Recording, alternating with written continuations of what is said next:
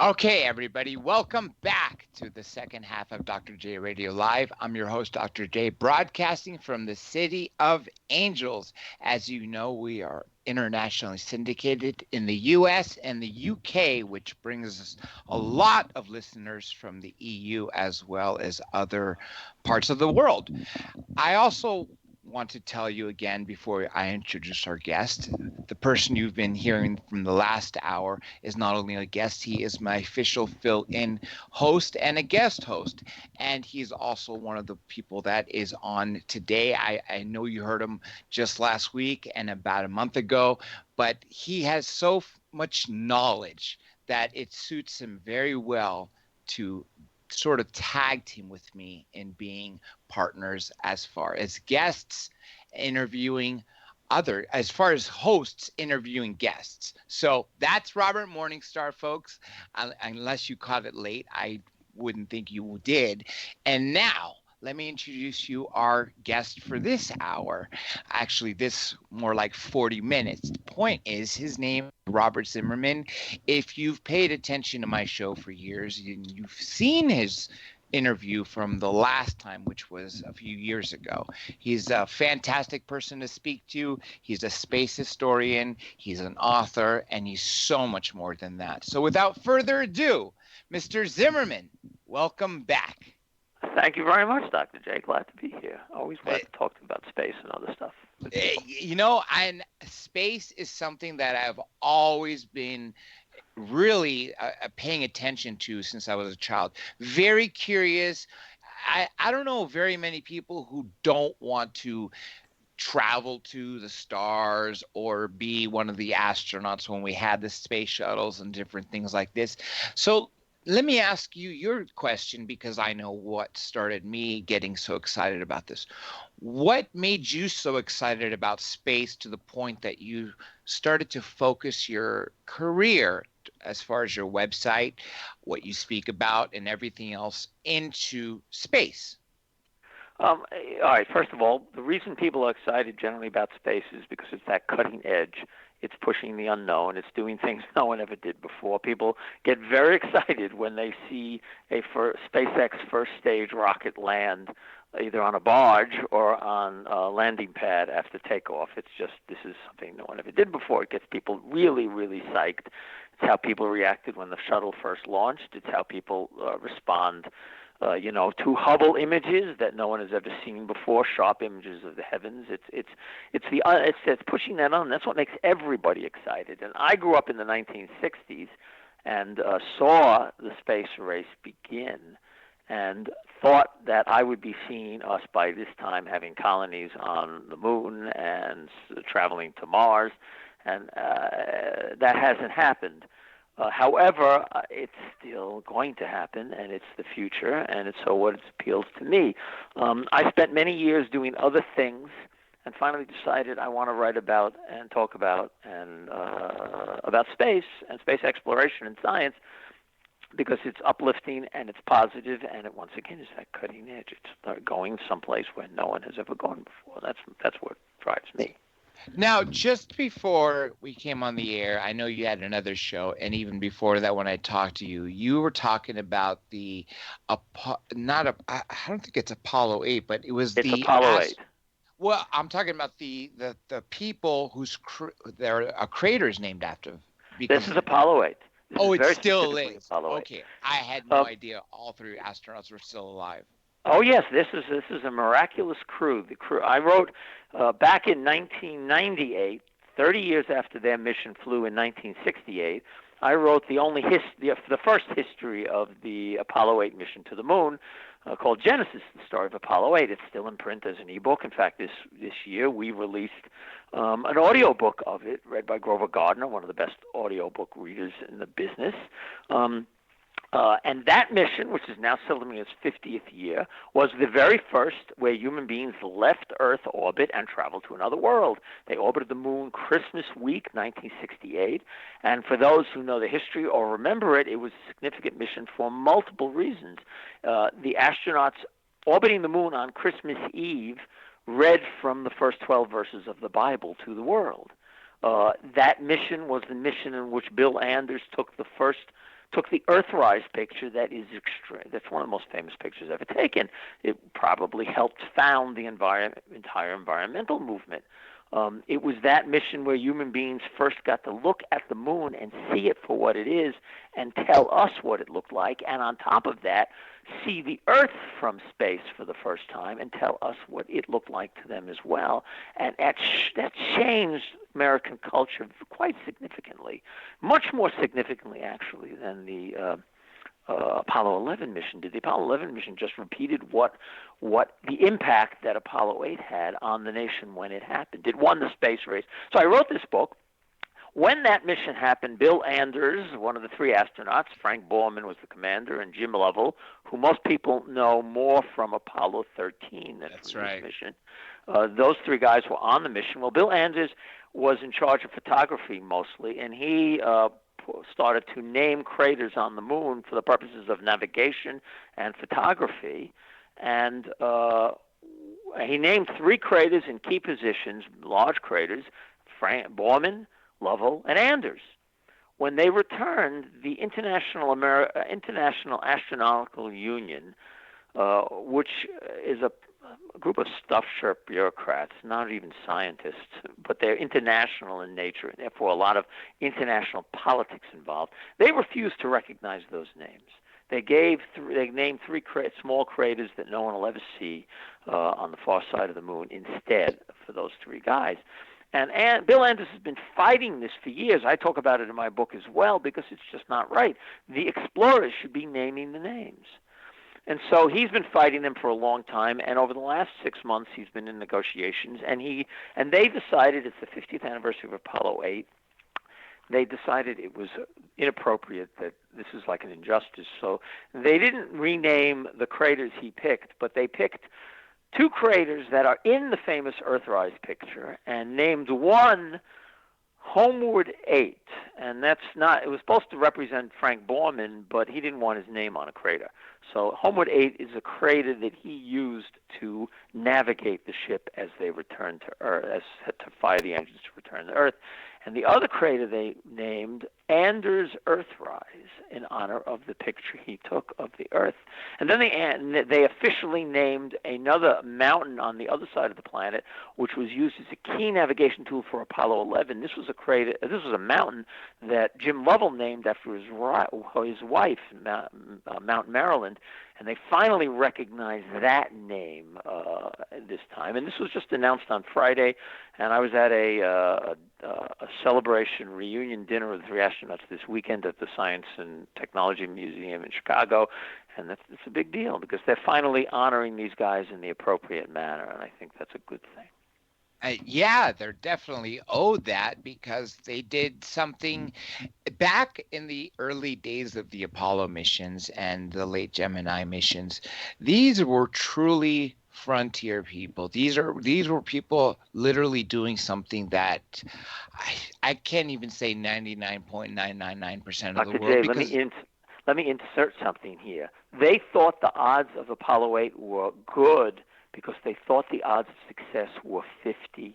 So these three guys went to the moon, and the NASA sent them to the moon, believing that odds were good at 50-50. Can you imagine us trying that today? We're not that brave.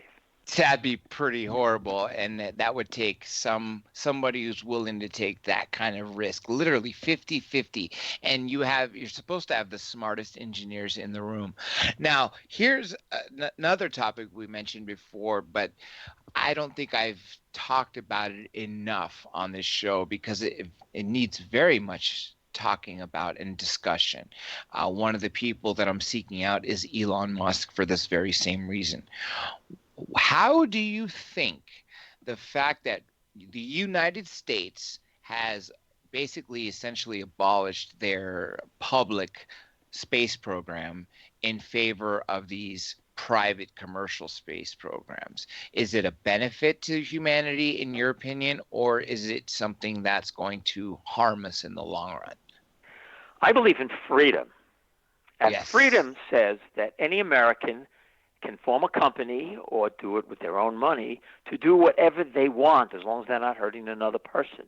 I do not believe in programs, because space programs are by definition dictated to us by a government telling us what we can and cannot do. And unfortunately, since the 60s, this is one of the unfortunate consequences of the Apollo space program of the 60s.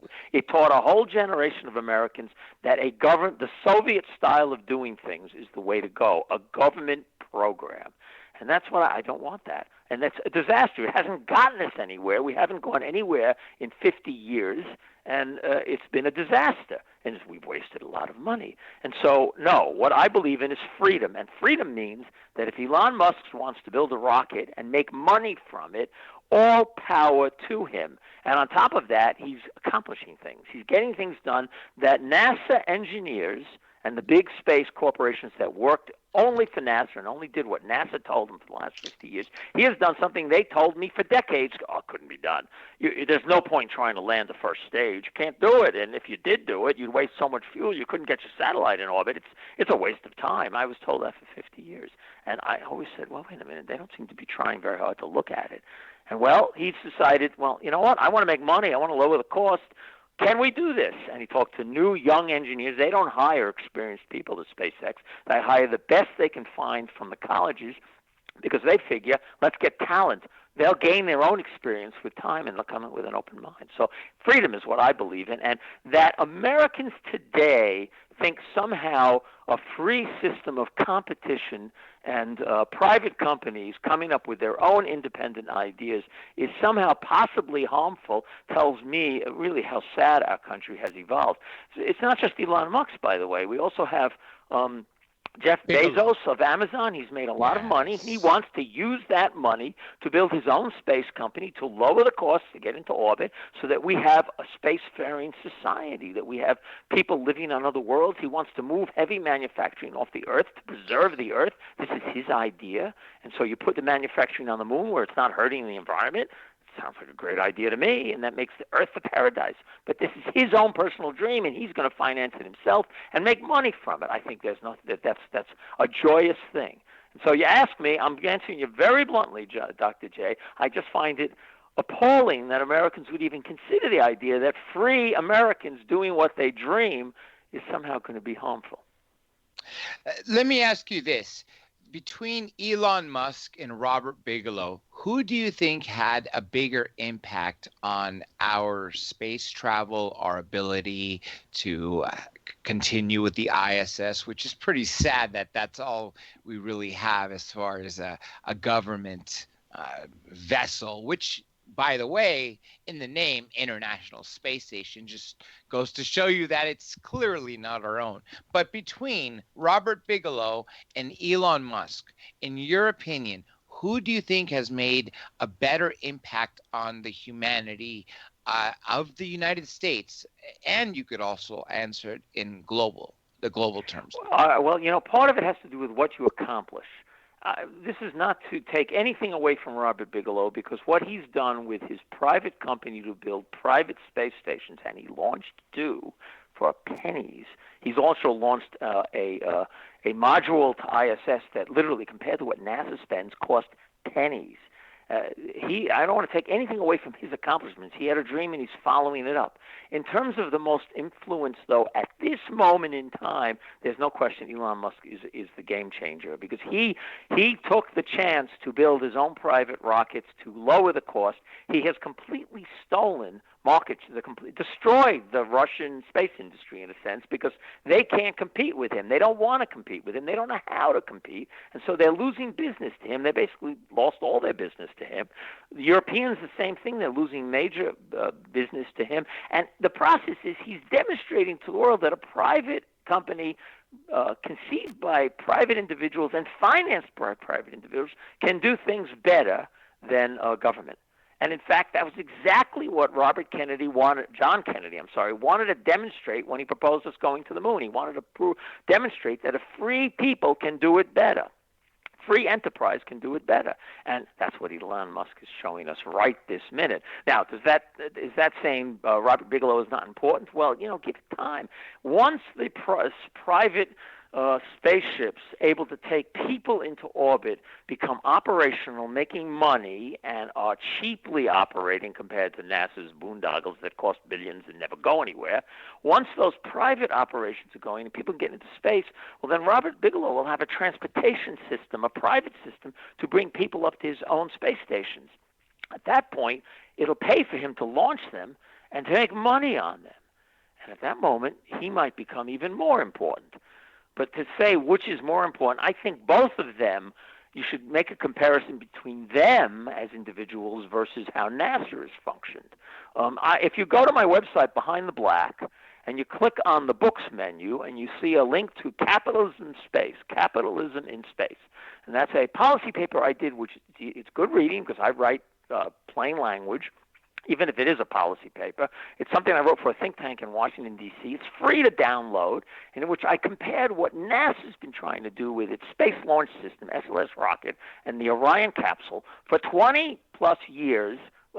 Now it's 14 years, but it's going to go on 20 years before they can launch a single manned mission. And that's a single capsule. To get one single manned capsule launched, it's going to cost them about $50 billion and take 20 years. While meanwhile, SpaceX, in about 7 to 8 years, conceived, built, and launched the Falcon Heavy rocket for about $500 million, which is pennies in comparison, and in a third the time. And that Falcon Heavy rocket can do almost as much as the Space Launch System. More important, it's cheap. You can buy a launch on it for $100 million. It's going to cost $14+ billion per launch for a space launch system. So rather than ask me whether Bigelow or Elon Musk is more significant, I would say they both are significant in comparison to what government has accomplished in the last 50 years, which is not much. And private enterprise is now demonstrating that freedom really can accomplish things a lot better. I'm going to turn this over to Robert Morningstar, my guest co-host today, because he's got a question for you. Robert, Morningstar. Yes, thank you for inviting me on. It's a pleasure to meet Mr. Zimmerman. You can call me Bob, Robert. You can call me Bob. Okay, Bob. Okay. I'm casual. Okay, Bob. I've followed you for many years as the editor of UFO Digest. And I have a question for you, 2 questions, and I'll give them to you right all at the same time. Why has Musk been removed from as CEO? And did Trump... Of Tesla. You're talking about Tesla, specifically of Tesla. Tesla, yeah. Yes, yeah. Okay. And the other question? Did Trump bump... Let me give you the second question. Did Trump bump him so he would not have to take the shine off the U.S. Space Force or to stop him from going to the moon? All right, they're linked together, the questions. They both have to do with Musk's settlement with the Securities Exchange Commission having to do with Tesla. What must be understood right off the bat is that has absolutely nothing to do with SpaceX. Believe it or not. I mean, Musk is a CEO of Tesla, and he's basically the owner of SpaceX. But SpaceX is privately held. He's got investors, but it's not a stock-owned company, so he's free to do whatever he wants there. With Tesla, he issued stock, and people own stock, and therefore he's under the rules of the Securities and Exchange Commission. Well, what Musk did, which got him in trouble with the SEC, is he issued a tweet talking about how they might issue private stock on Tesla to raise money. And the problem with that tweet is it affects the stock market, the value of the stock that private holders already have that bought stock in Tesla. And you're not, as a CEO of a company, you're not supposed to manipulate the market. Now, I have problems with the SEC, but I can understand why they came after him, because you're supposed to not do that, because what he can do is if he can do these kind of things, he can manipulate the stock to drop, he can then buy more and then do another thing to make it rise and sell it. And you're not supposed to do that. So they came after him and said, you either have to step down or you have to make a deal with us. And so they made a deal where he and the company paid penalty of $20 million each. And he's not out of the company. No, he was removed as CEO, but he's still on the board of directors. And they have to bring in 3 new independent people to have a voice in the company. But Elon Musk is still on the board of directors, and trust me, his influence is going to be just as strong as it was before. Trump has zero to do this. to do with this. Nothing. Zero. And in fact, Trump has nothing at all against private enterprise in these matters. Trump and the NASA bureaucracy are an interesting story. I'm actually working up an op-ed on this right now because Trump really doesn't know a lot about the space issue, and he's not an ideologue. He's not a conservative or a liberal. He's basically just interested in our government running efficiently, and he likes big, exciting, huge things. And so a space program that accomplishes things gets him excited. So he's willing to listen to the bureaucrats at NASA whose interest is not the nation, but their own agencies and their own jobs and bureaucracy and keeping their turf growing with government money, whether it accomplishes anything or not. And they've been pushing a government program to go to the moon using the SLS rocket on Orion that is a continuing boondoggle, which will not get much accomplished and will probably lock us out of lunar settlement. But that's what they've been pushing, and Trump doesn't know a lot about this, so he's kind of leaning and giving them support. But simultaneously, he wants private enterprise. And so he and NASA, it's like a schizophrenic agency, NASA. There's a whole different cohort at NASA that's pushing private enterprise and allowing commercial private companies to do things. And what the United States has been going through for the last decade is a transition from government running everything, the Soviet style, which we copied after the space race, to letting the chains fall off of freedom to allow private companies to do it instead. And we're basically in that transition right now. Trump, though, has nothing to do with Elon Musk getting off, having problems at Tesla. Zero. None at all. I actually feel really bad for Elon right now. Thank you very much. Yeah. No, my pleasure, Robert. Absolutely. I'm very blunt, so no personal, but I'm going to say what I believe. I feel, Elon Musk. I don't feel bad for him, but I understand the problem he has partly, Dr. J, because he has himself admitted that he's really overworked right now. He's got all these companies going, all visionary, all good. Well, maybe all good, but they're visionary, and he's trying new things, and he's pushing. But he works, he says, something like 70 to 80 hours a week, and he doesn't get a break. And that can lead to burnout. I was actually hoping that this settlement would give him a little bit of a break from the problems at Tesla so that he could focus more on other stuff and also have a little breathing room as a human being. That's how I look at it, at least. Let me talk to you about colonizing other planets. This is, again, just a guesstimate, especially from someone like you who's been a space historian and paying attention to a lot of things. I mean, even on your website, you have anything that's involving space, no matter what country. Just from one of the first articles I saw, I believe was it Tokyo or China. The point I'm trying to say is, do you think, in your own opinion, that it's going to be possible to start to colonize other planets? For instance, Mars, the Mars project seems to be one of the big things that they're talking about. But then again, they're always talking, and I don't know if we'll ever get there, but that would require terraforming. And if you have to terraform, I would imagine not only would it be at great expense and maybe even some technology that we don't have, but it would be uninhabitable for a long period of time. But regardless, is that where you see us going next as a human race? Eventually, the human race is going to colonize and settle the solar system. There's no ifs about that. That is going to happen. That's what we are as a species. We are a tool-making species that is creative and adaptive, and we figured out there's a problem. We figure out how to solve it. And space is going to require the best problem solving we have ever done in our history as a species, and we'll rise to that challenge. There's no question of that. It's a question of when and what will come first.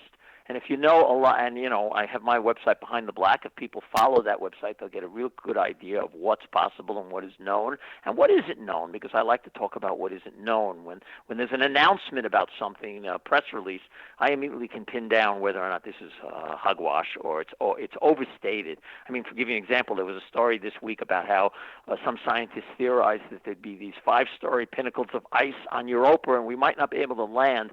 And that's a hogwash story. It's just junk. And I talk about why it's junk. It's overstating a problem for public relations purposes. There is probably these geological features on the planet. Is it going to prevent a lander from landing? No, that's absurd. And so anyway, so I follow this very closely. And the key right now is, one, we've got to have the capability to get into orbit, into space, efficiently and cheaply. And that's why Elon Musk is such a game changer. And he's not the only one. This whole revolution is forcing nations and private companies to come up with better ways, more efficient, to get us into space. Once that starts happening, we can then start thinking about building the spaceships that will get us to other planets. I mean, it's not just building Mars. You got to have a spaceship to get you another planet. And building an interplanetary spaceship is not an easy task. We've learned a lot with the space stations that have been built over the last 50 years, but this is something we need to learn how to do. And then on top of that, you're going to have to learn how to get up and down from other planets from space. Remember, you're not coming from Earth, you're coming from space to land on those planets, and you got to be able to leave those planets. And then on top of that, you got to learn how to build a base on those planets. And this is a lot to learn. This is not even terraforming, is like centuries into the future. First, we got to just get there. And what I think is evolving steadily is that there's going to be an effort to build more sophisticated space stations under the concept that those are prototype interplanetary spaceships. They're not space stations to do research, lab research for the Earth. They are really teaching us how to make. I wrote a whole book on this, Leaving Earth, on how you use a space station as a prototype interplanetary spaceship. And so there's going to be increasing. This is where Bigelow comes in. There'll be increasing competitive effort to build better space stations that can teach us how to become interplanetary travelers. The Chinese are building one. The U.S. and Russia has the International Space Station. NASA is talking about building a space station around the moon. I don't think that's a very smart idea, but nonetheless, they're talking about it, and that would teach us something about interplanetary spaceships. You got Bigelow, who wants to build privately built space stations. He's not the only one. He's not the only company, by the way, doing that. And so that's one component. And then in the same time, you've got nations of the world as well as private companies who want to get to the moon to harvest the resources, make money, as well as claim territory, gain control. And in the process of doing that, they're going to be building bases. Well, they're going to be learning how to get up and down to the planet, and they're going to be learning how to build bases off Earth while they do it. And since the moon is close, it's an easier task to learn how.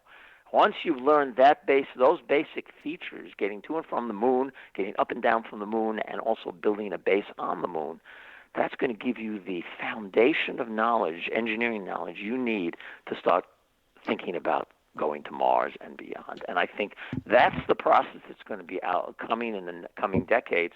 Doesn't mean we won't have Mars missions. Doesn't mean we won't even have a manned Mars mission, but it's going to be any manned Mars mission in the next 30 years is going to be very comparable to Apollo. It's going to be go, plant the flag, say we did it, and come back.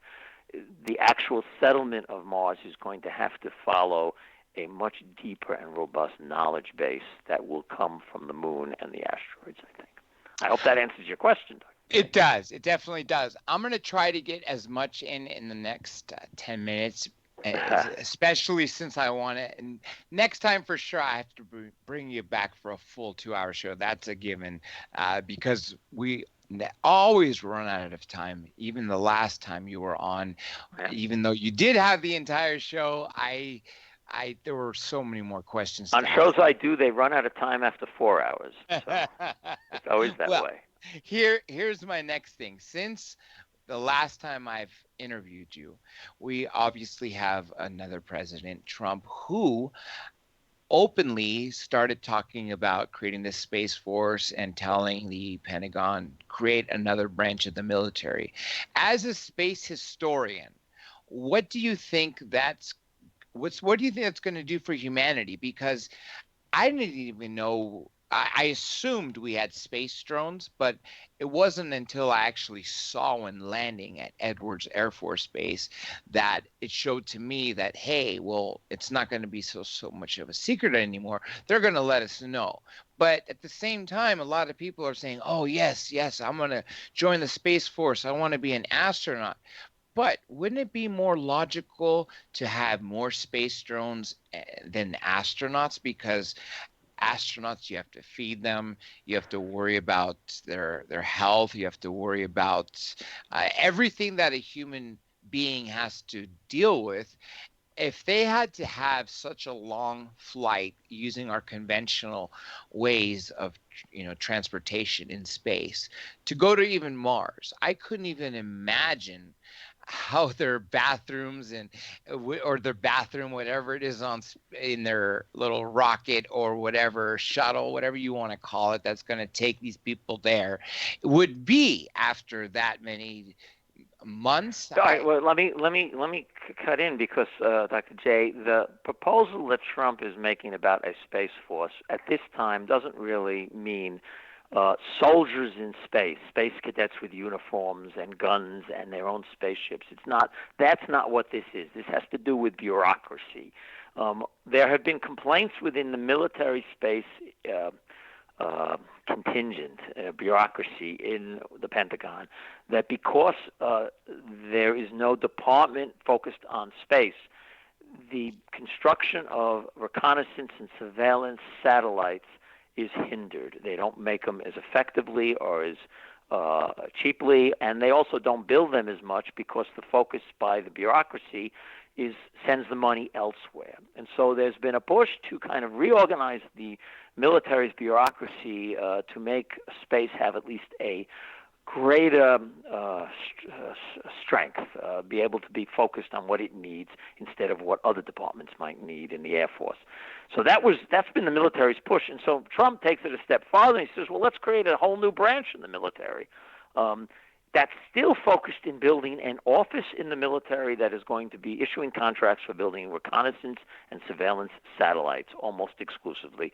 You're not talking now about drones. Drones are a different department. It's not space because drones don't go into space. They're in they're very close to the ground doing reconnaissance. It's a separate department. And so that's what the issue is. And so he's made his proposal, and there are factions within the military that are fighting how the bureaucracy is going to be rearranged. And some of them, as usual with the bureaucracy, want to have big, big offices, build an empire, waste a lot of tax dollars. They're not interested in the national interest. They're interested in their own interests.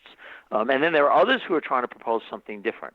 And I'm not sure who's right or who's wrong, but there's this fight going on. The Space Force, the press, this pitiful press we have today, who, when they focus on an issue like this, they really don't cover it very well. They make believe he's talking about having soldiers in space. Well, it's not the issue. There's no soldiers going in space. There's no discussion of that. If there is, it will be a complete waste of time. You don't need space cadets right now because there's no other nation that has warriors. What you do need is to build your satellites and your reconnaissance orbiting equipment in such a way that it's defendable from other unmanned craft that might be launched by others. To just quickly insert, what the military Air Force has been doing for the last 2 decades is building bigger and bigger and fewer and more expensive single satellites that do everything for everybody. But those are very expensive to build. They take a long time to get up in orbit, and they're single use. There's no redundancy. You put one of those out, and we're helpless.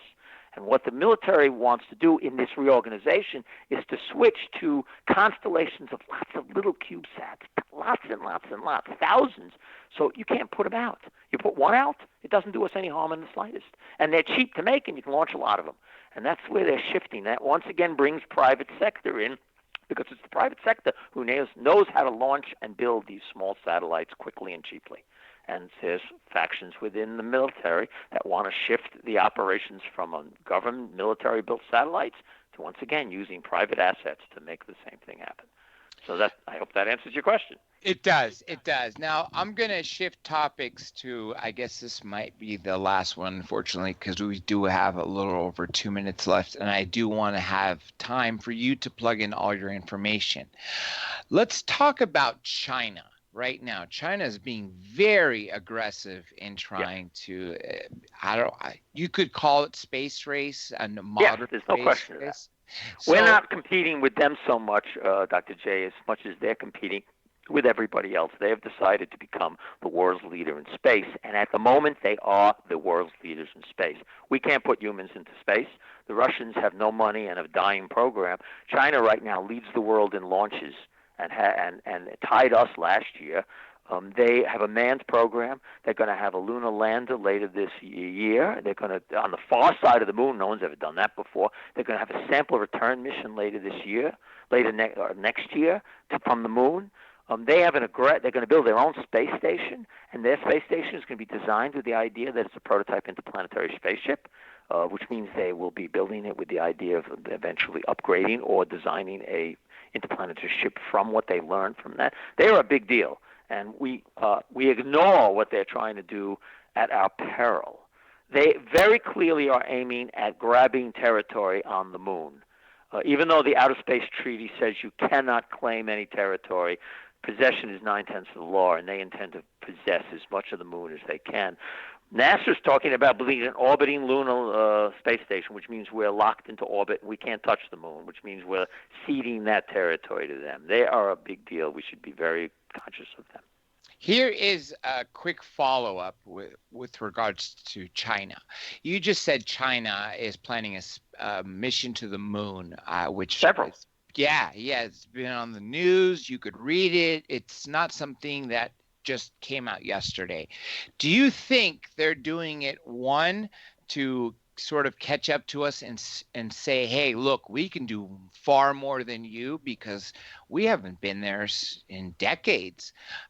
Or do you think it's just them trying to explore a space program and take more risks as opposed to we Americans would have and did in the past, literally since we started our space programs? The answer actually is yes. All those reasons apply. They want to dominate in space as a nation, have the prestige, have the power, have control over as many territory in space as possible. They also want to do it for their personal national pride. They want to explore the unknown just like we do. It's all those reasons. And that's what every nation's involved. There's many nations now. I call it the new colonial movement. There's many nations are getting involved, from tiny ones to big ones, who want to have some say in the carving up of the planets out there. And so China's just right now in the lead in that. We haven't been ignoring them. I'm going to combine these last two things into one because we're literally out of time. First, if you can give a final statement. But as you do that, Mr. Zimmerman, I'd like you to plug in everything, your books, of course, behindtheblack.com, anything that you want people to see and pay attention to. Well, all right. As I said at the start, I'm into exploration. To me, it's pushing the unknown. So my whole life has been that, in a sense. So I write, histories of space. Hubble Space Telescope right now is in trouble. Maybe it's finally ending, possibly. I wrote the history of the Hubble Space Telescope, Universe in a Mirror. I got a science fiction book out last year, which I think pretty accurately predicts what the future is going to be like, and it's a first contact story. Imagine you're a miner coming back to Mars colony 200 years in the future, and you, by accident, discover the body of an astronaut who disappeared 46 years earlier on an asteroid near Jupiter. How the heck did he get on Mars? And that's the story. And he has with him evidence of alien life. And so the story is finding out the answer to that question.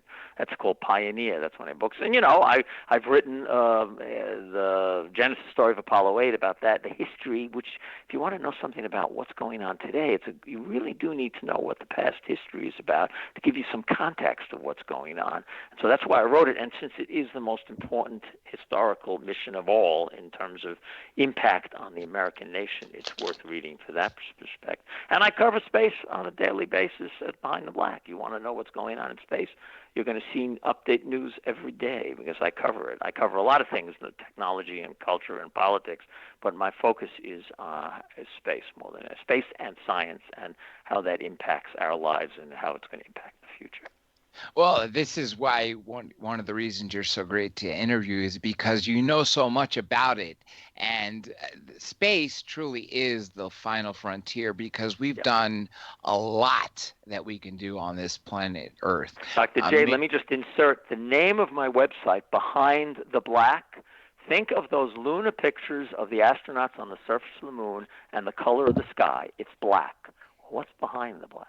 And that symbolizes what human beings all have done in our whole history. We want to know what's behind the black, what's out there. And in the last 50 years, the human race has gotten its really first really good glimpse of what the universe beyond Earth is really like. And it's only a glimpse, and it's still over foggy, and we're going to find out more over the coming decades. Well said. I'm glad you named it Behind the Black, because that way it could be engraved in people's minds when they're thinking what is behind black. Sorry about that. Again, Mr. Zimmerman, Robert Zimmerman, folks, everybody, please do check out his website, behindtheblack.com, as well as his books. And if you want to get more information on him, you could search him, and there's lots of interviews. And of course, I have interviewed him before too, so you could find that also on my YouTube page. Let me just say a couple things. First of all, remember, folks, the name of the show is all you have to remember when it comes to the show. That is Dr. J Radio Live, DRJ Radio Live. Everything from Minds, Facebook, Twitter, Instagram, Flickr, Tumblr, BitTube, uh, whatever you could think of. If there's a social media account or something buffers another one, then all you need to do is remember the name of the show. Also, tomorrow, I want to remind you folks that Preston Dennett is coming back because of you listeners really pushing him to come back. It's been a while since he's been back on. He's going to be talking about one of my favorite topics, which is UFOs over California, as well as UFOs over Colorado and any other state that he's written a book on, not to mention his new book, which I will let him tell you about tomorrow. I also want to thank the important people who are behind the scenes of the show. First of all, somebody new who's been helping out is Pam Rettenberg from North Carolina.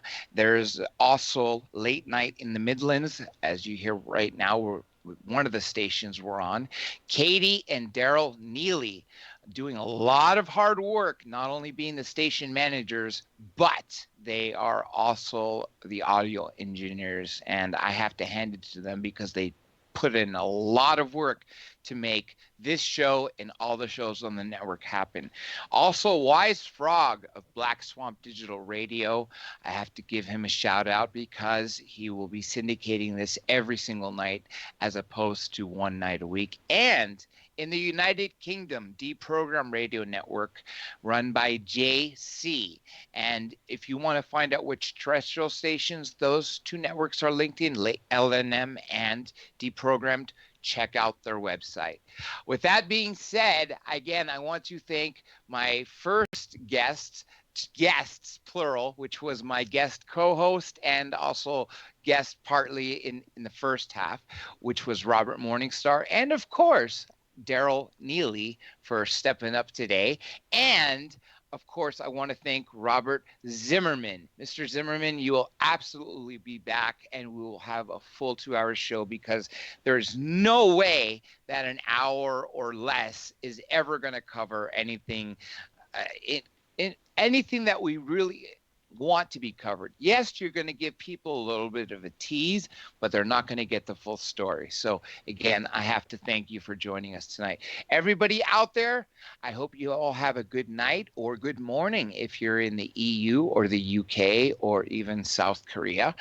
And everybody be well until we're back tomorrow night live. With that being said, this is Dr. J, and I am officially signing off.